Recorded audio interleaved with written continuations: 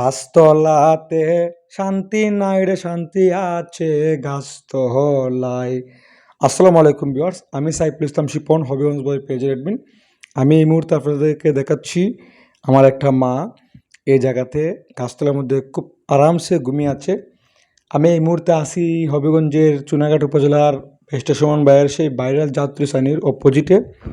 এই যে এখানে বেহেশতে সুমন ভাইয়ে একটা পাকা করে একটা ব্রেঞ্চ তৈরি করে দিয়েছিলেন মানুষকে বসার জন্য, কিন্তু এই জায়গাতে এই মাটা খুব শান্তিতে ঘুমিয়ে আছে এই গাছতলার মধ্যে। চারিদিকে চা বাগান এবং সুন্দর একটা মনোরম পরিবেশ, বাতাস বইছে। দেখেন এই মাটা খুব শান্তিতে ঘুমিয়ে আছে, এই জন্য আমি গানটা গাইলাম যে পাঁচতলাতে শান্তি নেই রে ভাই, শান্তি গাছতলায়। আমি জানি না আমার এই মাটা কোন জায়গার, ওনার পরিচয় কী। আমি এটাই বলবো, আমি এই ভিডিওটা করার উদ্দেশ্য একটাই, অনেকেই ঘুমাতে পারেন না, পাঁচতলা থেকে এসি রুমের থেকেও ঘুমাতে পারেন না, কিন্তু এই মাটা গাছতলায় ঘুমিয়ে আছে আল্লাহর দেওয়া প্রকৃতি আরামসে যে বাতাসটা বইছে সেই বাতাসের মধ্যে। যাই হোক বন্ধুরা, আমি বেহেশতে সুমন ভাই এলাকার মধ্যে আসি, বেহেশতে সুমন ভাইয়ের জন্য দোয়া করবেন এবং এই মাটার জন্য দোয়া করবেন।